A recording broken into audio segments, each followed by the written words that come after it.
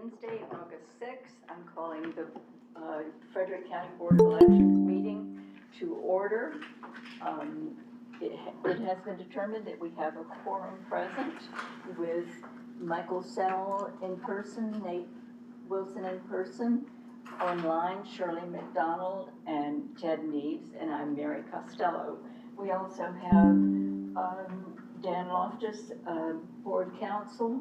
Is MC or County Council online?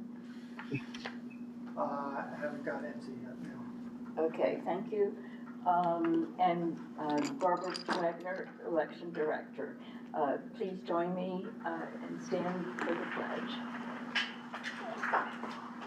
I pledge allegiance to the flag of the United States of America and to the republic for which it stands, one nation, under God, indivisible, with liberty and justice for all. Thank you.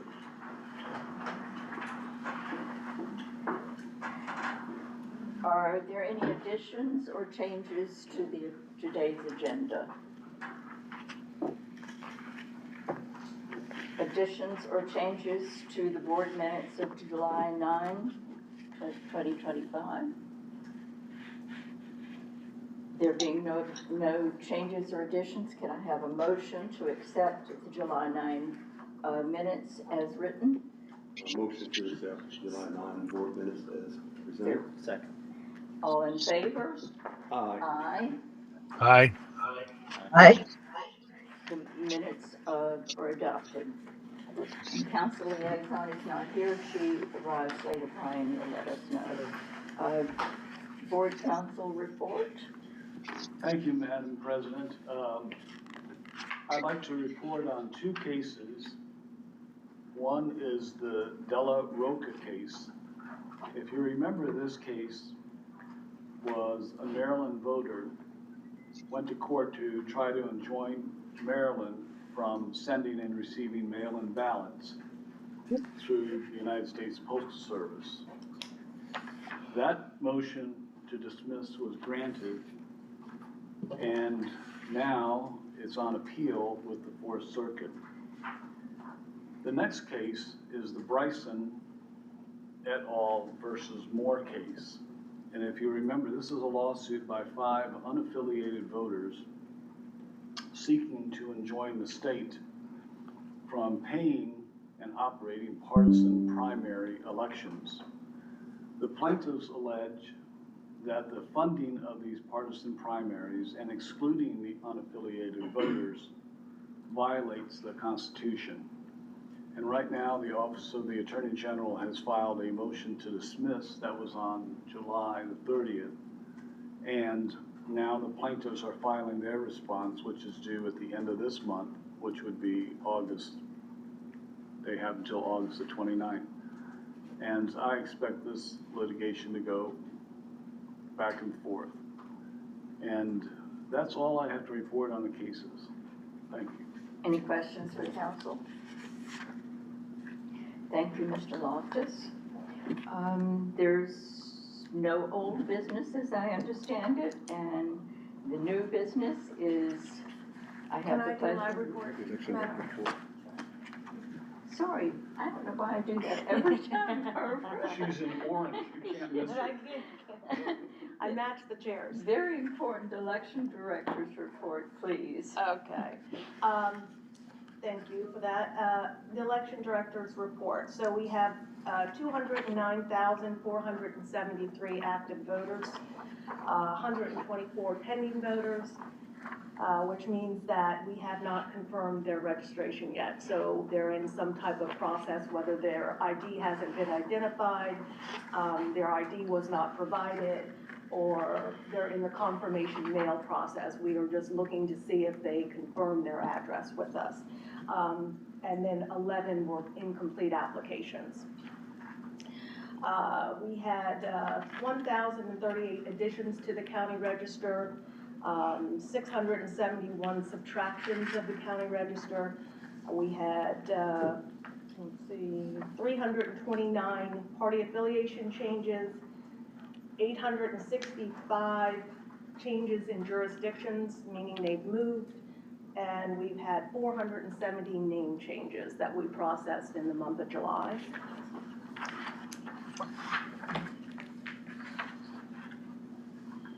The voting system division, they have been, is current with their routine charging cycle of the year, so they're charging the DS200s and the B&Ds and the electronic poll books. We have them on a charging cycle, so August is their next charging cycle, and that's what they will be doing down in voting systems. They are also helping implement the polling place plan for 2026. There's a lot of paperwork that has to be uploaded into the system to go over to the state after the board approves the polling place plan. So they're working on that, and they're working with new, updating our memorandum of understandings with each of our polling places, our early voting centers, and our drop boxes, Dropbox location. We will give you a full report on that in the new business part of this meeting. The voter registration division in July completed all of their ERICs, their DHMH reports, which is the Department of Health and Mental Hygiene, so that's your death notices as well. The AOC report, which is your courts and your jury system reports, they've completed that. The staff is still reviewing and updating statement of procedures, standards of procedures as needed, and they've attended their Mayo meeting, or they have a Mayo meeting on August 12th. The election judge division, the office has an upcoming outreach event in September. There will be in the streets. It's very popular. We get a lot of voter registration and election judge applications there, and it's very popular, and we enjoy it. Last month, we conducted 2 other outreach and recruitment events.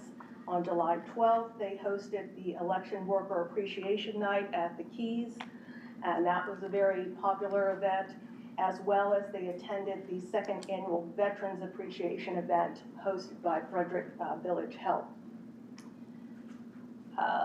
Next month, August 27th, they will have a voter registration distribution training class in this office. I think it's at 2:00 p.m. If anybody's interested, I think there's still sign-ups available. You can go online and sign up for voter registration distribution training. GIS and special projects, they've been working on data plans and surveys for the polling place plan. That's what they're in charge of. They've also been working on street file cleanup. The street file cleanup project launched on August 1st. The project seeks to review and update street files to ensure address accuracy and verified residential status. The project involves reviewing street file records that touch and cross county boundaries, precinct boundaries, and the Pennsylvania state boundary. The project is scheduled to be completed by October 31st. So basically, we are going into all our voter records that have those precinct boundaries in there and making sure that they're in the right district precinct so they'll get the right ballot in the 2026 election. We also did a real good sweep, I think, of over 100 people in Pennsylvania, on that Pennsylvania borderline, to make sure that they are in the right county, make sure they're in the right state, and make sure that they're registered properly. So we're working on that. And then building management is still running high-level safety classes, and we're continuing to do our emergency drills to keep everybody safe in the office. So we're following those protocols. One thing that we did that we were really proud of last month is we partnered with Blessings Frederick, and we'd like to show what we did for our service work day. The Frederick County Board of Elections is dedicated to serving the voters of Frederick County, and we continue that work in service to our whole community, even in non-election years. Right here in Frederick County, 1 in 3 kids worries about their next meal. That one child could be your neighbor or your very own child. Efforts like Blessings in a Backpack are not just charity, they are an investment into the structure and foundation of our community. Here at the Board of Elections, serving everyone in this community is why we come to work, and supporting every future voter is a part of our mission.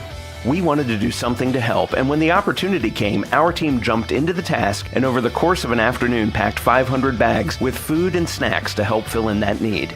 The Frederick County Board of Elections deeply values community service and is proud to work with Blessings Frederick. Together, we strive to make a meaningful impact on our community, fostering a spirit of unity and support for all residents in the county. It's our joy and honor to help Blessings in a Backpack, and they always have a need. Visit frederick.blessinginabackpack.org to find out how you and your organization can help make a difference in Frederick County.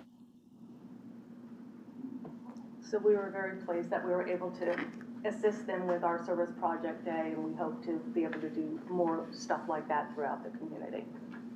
And that ends my report. My whole report will be in the minutes, included in the minutes. Thank you. Ms. Wagner, questions for the director? Very well. Now we will indeed go on to new business. As I understand, I'm to swear in a new employee.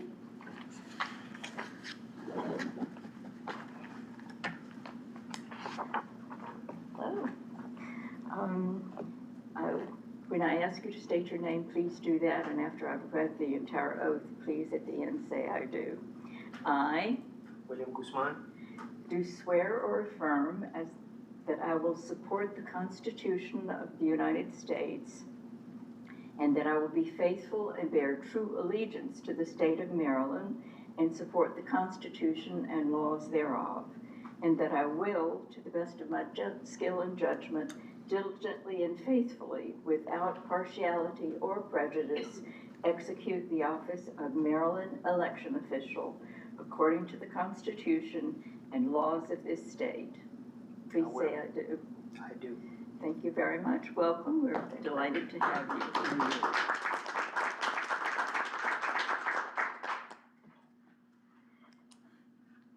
The other new business is the very important 2026 polling place plan. Hey, Mark. Mark? Guys, let me,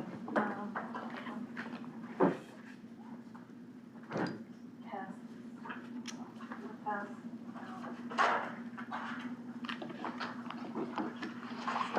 There's copies in the slide deck if you want to take them. There we go. These will be available online as well, but we thought you might like to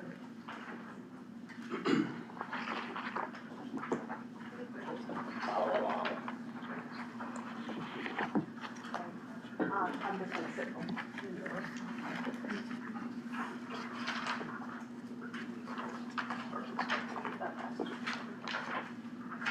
All right, so the 2026 election plan is as follows. Here's a summary of what we're going to, we're going to walk you through during this presentation. We are adding a new early voting center in Liberty Town. It's going to be at the Liberty Town Fire Department Activities Hall. It's going to be our new EVC 5. So we are also returning, sorry about that. We're also returning to Trinity Recreation Center as an EVC site. The Himes or the Prospect site will be under construction for the general election, so we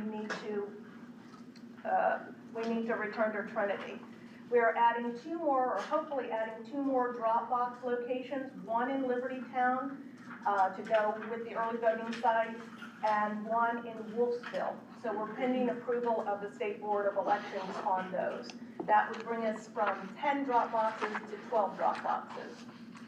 And then Green Valley Elementary School and Yellow Springs Elementary School are moving to new locations, and so we will be using the same schools, but in their new locations. Yellow Spring, I don't think will come online until the general, That's Green Valley. Green Valley is in the general? Yeah. So Green Valley will be at the same place in Green Valley for the primary election, but in the general election, we'll move over to their new facility. So those are pretty much all that's gonna change from 2024 that we know about. So we're gonna have Mark walk you through how we came up with our plan. All right, so as of Election Day in 2024, we had just over, clickable click, that would be great. Can I get the next slide, Brian?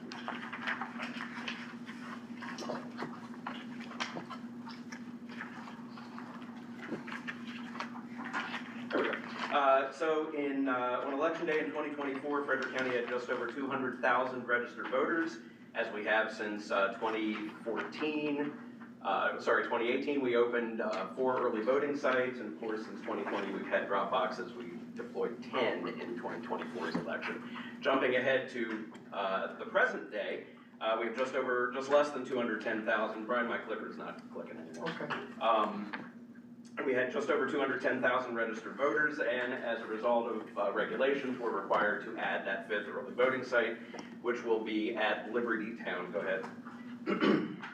So walking through the sites, as Barbara just mentioned, Trinity Recreation Center is going to come back as our EVC1 here in Frederick due to the construction that'll be ongoing over at the Prospect Center. We're planning to deploy approximately 20 election voting booths as we do, and 4 of the express vote ballot marking devices will be deployed at that location. Up in Thurmont, our second early voting center, as it has been since pretty much since the beginning of early voting, we will be at Thurmont Regional Library again in the community room. As we did in 2024, we'll deploy those quad voting booths that have 4 voting positions on each. One on each of those is an accessible voting position where a voter can be in a wheelchair or sit down if they prefer to vote. And that will provide 12 voting positions, including those 3 accessible spots, and we'll also be deploying 3 express vote ballot marking devices. Down in Urbana Library, kind of the same situation. As you may be aware, those are both smaller rooms, so we use those quad booths, which gives us more ability to serve more voters. In Urbana, we'll deploy 4 of those. That'll give us 4 accessible voting positions and a total of 16 voting positions for voters, along with 3 express vote ballot marking devices. And then in Middletown, it's a large facility covering the west side of the county, and we'll open at the Middletown Volunteer Fire Department Activities Building. That location has plenty of space and plenty of parking. We'll send out approximately 20 voting booths, along with 3 of the express vote BMDs. And then our new location over at Liberty Town, also a rather large room, so we'll be sending out the 20 voting booths. That'll be at the Liberty Town Volunteer Fire Department Activities Hall on South Street in Liberty Town. And again, we'll deploy the 20 standard voting booths and the 3 express vote ballot marking devices. So let's move on. Any questions from the board so far about the early voting sites? Is this number for, let's see, the EVC 5, what is the number required? Is this in anticipation of going over 210,000? The requirement is 200,000. It's 200, We're okay. just short of that at the Okay. cutoff in 2024, but we surpassed that as of Election Day in 2024. Okay. So now we have to have the 5th site. And the 2 more drop boxes, maybe we haven't, We're going to Got drop to that. boxes now. okay. So as Barbara mentioned, we're hoping to deploy, we're expecting to deploy new drop boxes. We'll walk through those locations. 12 will be the number for 2026. Most of them will not be changing locations, and you'll see those on the screen there. We will be moving the drop box number 4. Go ahead and change the slide. We'll be moving drop box number 4, which was at Frederick Prospect Center. We'll move that over to Trinity Recreation Center as our practice of keeping the drop box with the early voting site. That's the one change of the ones we've used in 2024. Go ahead, Brian. And then we are proposing to add 2 more, Liberty Town Volunteer Fire Department at the Activities Hall where the early voting site will be, and then over at Wolfsville Elementary School. Those will add coverage in the northern and northeastern and northwestern portions of Frederick County. Look at that map and see how, go ahead and pull it Yeah, out. go ahead and, The arrow, okay. so, I don't have it on screen, but, so these are the two new locations, that we're proposing for the drop boxes. They're the purple triangles. You'll see that on the slides that you have in the printout as well. Okay, any questions from the board about the drop boxes? Is there a statutory requirement that we add more boxes?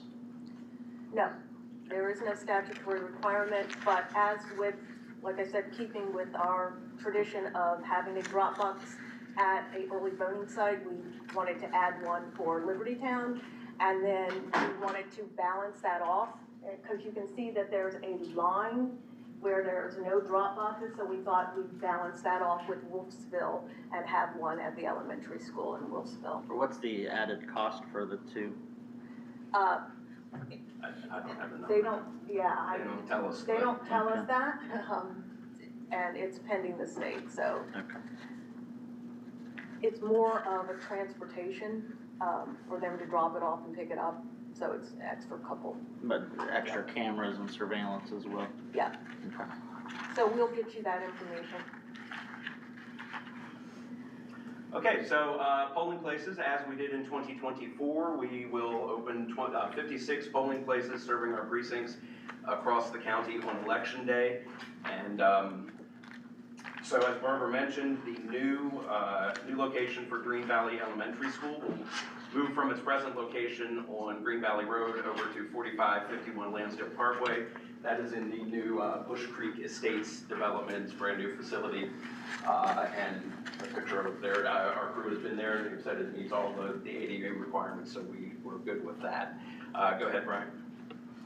And then Yellow Springs Elementary School will be at the old location on Yellow Springs Road in the 2026 primary election, but we'll move to its new location at 1000 Spring Run Drive, which is pretty much right at the intersection of Walter Marks Road and Christopher's Crossing. So that'll be in effect for the 2026 general, but will be at the old location in primary election.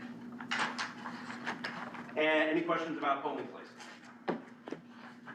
So in one of your handouts, there is a whole list of the polling places that we plan on still using, so you'll see it's the same.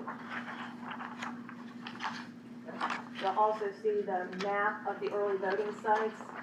If you look at that map, you can see how much that 5th early voting site is covering Frederick. I mean, before, even with 4, and we have so much rural population to kind of cover with very little houses, but adding that 5th early voting site, we almost have like a perfect diamond with a little stud in the middle, and we're able to cover about a lot more than 60%, almost 80%, where we should be in covering voters in Frederick County by adding that 5th site. So that's the 2026 election plan we just presented to the board. In a future meeting, the board will vote to approve the plan, and then the materials will be sent to the state board for their consideration and approval. And then we will begin the implementation process. And in the meantime, can you tell us, Anthony, about the public comment that we'll have opened up for people that want to comment?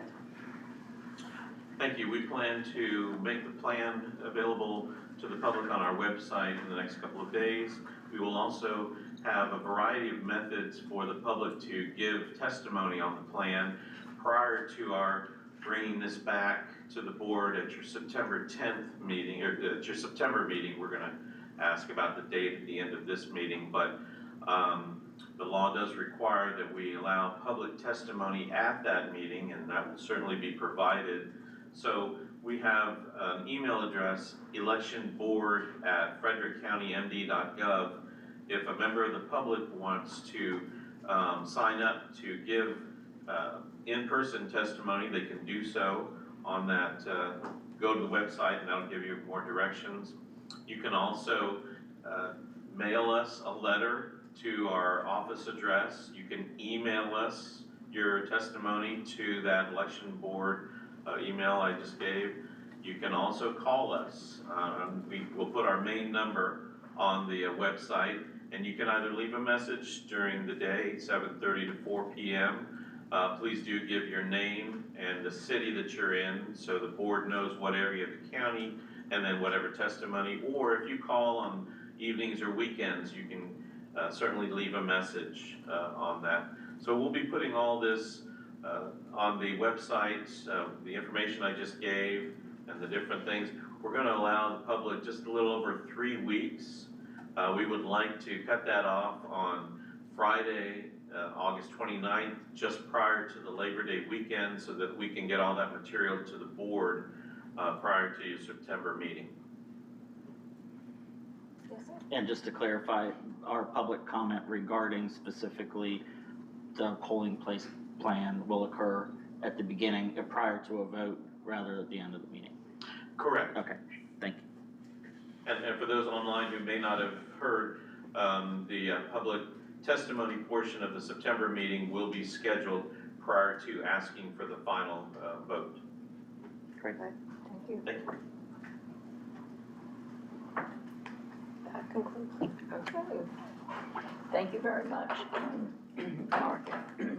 Barbara, any disclosures this month? No. Okay. Scheduling in the next meeting, we'd like to schedule the next meeting not on the first Wednesday because of the Labor Day holiday, but on September the 10th. And all the board members have agreed to that. So we are going to do that on the 10th of September. We have 3 requests for public comment today, and we'll honor those in the order that they came in. First of all, Ms. Foster, please come to the podium and state your name. My name is Kelly Foster. I wanted to say thank you for agreeing that the public is allowed to use their phones in your meeting. I appreciate that. Your board presents very interesting presentations that are of great interest to those who would like the voter rolls maintained and cleaned of dead and moved voters. On July 16th, I requested information on election judges by precinct. After several modifications to my request, I feel I'm making headway in receiving information needed to finding additional Republican election judges for various precincts. I want to thank Mrs. Wagner for reaching out to me today to discuss my request. The process is ongoing. The Open Meetings Act 3-3072 states that approved meeting minutes be posted to the website within 2 days of approval. I respectfully request that the July meeting minutes be posted within that time frame. Thank you. Thank you. Mr. Mann? Thanks.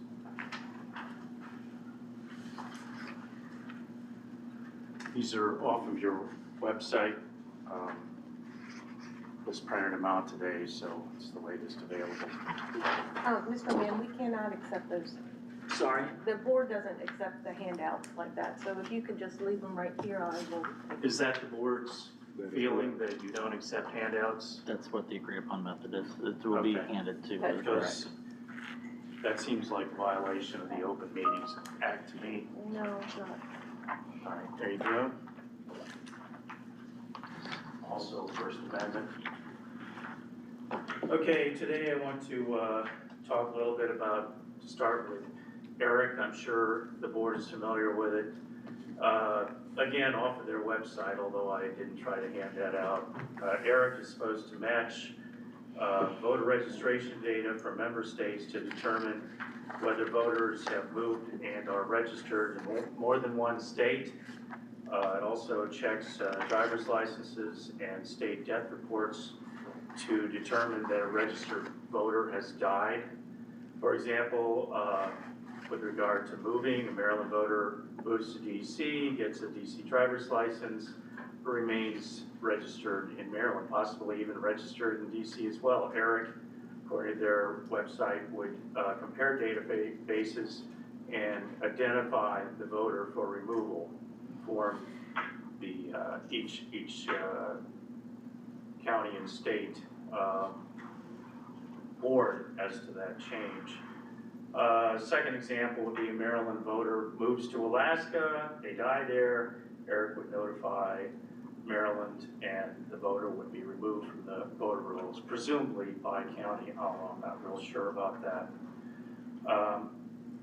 If you had a copy of the handout I was trying to give you from your own website, you would, and it would be highlighted in yellow, it would show on your report that there were 67 additions to Eric last month, which is what I just pulled off this morning. Just wanted to note that that seems kind of like the opposite of what Eric says it's supposed to do. On the subtractions part of the chart I was not allowed to hand out, it shows no subtractions from Eric, which again is what Eric is supposed to be for. I'm not sure exactly how that works, but I would love to know. I can only guess it has something to do with Eric tracking internal Maryland moves from one county to the next, but again, that's just my guess. I just wanted to point out that it seems like Maryland would have a more efficient mechanism for that. And there may be a real obvious explanation, I just don't know what it is. Second thing I'd like to talk about is registration. On page 3 at the bottom, circled on the documents I was not allowed to hand out, it says that the registration, this is slightly varies from what you just reported, that there were 219,647, that is both active and inactive. Time. That's not time. Absolutely. You had to time it whenever he was handing things out, not when he started speaking. He was speaking to the board, so. No, he wasn't. He was handing things out. He has 30 more seconds. Leave that up to the We'll president. extend it. Thank you. 2020 census shows a total of 277,177 persons in Frederick County, of which 71,000 or 26% were under 19. Numbers don't actually match, but that's their choice as to how they report them. That's 74% would be above 19, in other words, eligible voters, give or take a few. I want to note that that means that there are approximately 10,000 more registered voters than people who are above the age of 19 in the county. Thank you. Thank you. I submit that's less, or that's more than can be accounted for by the difference of 18-year-olds voting. Thank you. Thank you. And Ms. Harper? Hi, I'm Kat Harper. Thank you for allowing me to speak today. Like Ms. Foster said, I'd like to thank the board for permitting recording and photography during meetings per the new policy that was posted on your website last month. I do feel that's a good step in increasing transparency and openness with the public. Regarding the new polling place plan, if possible, I would like to request that the budgetary information regarding the new early voting sites and drop boxes be included in the material that's made available for public comment. As Mr. Wilson said, that's important information, such as when the county council does their budget and proposes new infrastructure or other projects, the cost is usually available to the public as well, so they can use that information in determining what their input will be. So if there's any way that you or the state is able to provide that during the public comment period, that would be greatly appreciated. Thank you. Thank you. That concludes the business of the Board of Elections for today. Can I have a motion to close the open meetings? Motion to close. And a second? We're adjourning, or are we? Adjourning Second the to public adjourn. meeting, yes. All in favor? Aye. Aye. Aye. The meeting is adjourned. Thank you for attending today. It's good to see so many people coming out and interested in